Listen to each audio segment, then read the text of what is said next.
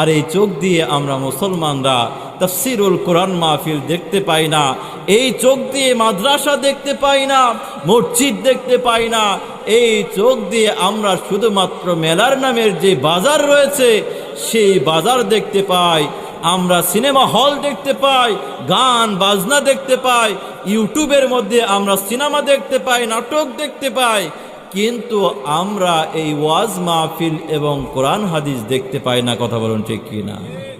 আর একটু ধীরে বলেন না ঠিক কিনা? আর একটু ধীরে বলেন ঠিক কিনা?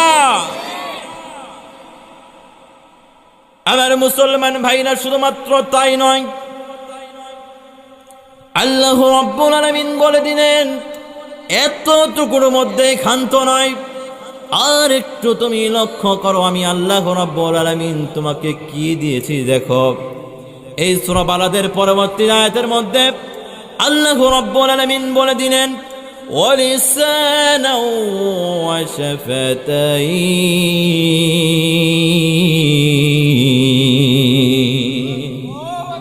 যে আল্লাহু আকবার দিলেন ওয়াজ মনে হয় আর হবে না। জোরে বলেন আল্লাহু আকবার। জার্নি করে আপনি আসছেন না আমি আসছি? আমি ক্লান্ত না আপনারা ক্লান্ত? আমি ক্লান্ত না?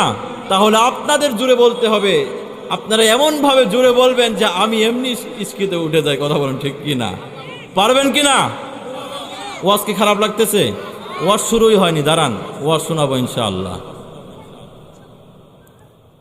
আল্লাহ রাব্বুল আলামিন বলে দিলেন ওয়ালিসানাও ওয়া শাফাতাইন।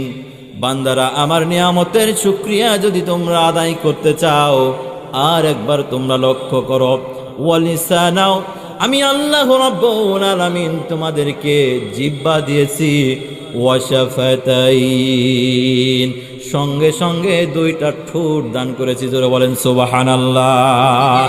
এই মুখের এত নিয়ামত, এত নিয়ামত, এই মুখ যদি বন্ধ করে দেওয়া হয়, পৃথিবীর বুকে লক্ষ লক্ষ খাবার রয়েছে, লক্ষ লক্ষ স্বাদ রয়েছে, এই স্বাদগুলো আমরা কি ভক্ষণ করতে পারবো?